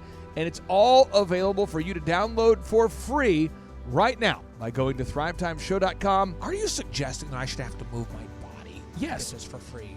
Isn't there a way you could just beam it? I mean, why do I have to move my body? Because typing causes me anxiety. Whatever. Which is why I would never go to thrivetimeshow.com. Come on. /free-resources. I would never go to thrivetimeshow.com. /free-resources. All right, let me clarify. If you have the capacity to move your fingers, go to thrivetimeshow.com /free-resources to download an ebook version of every single Amazon best-selling book I've ever written and all the infographics that have the power to change your life.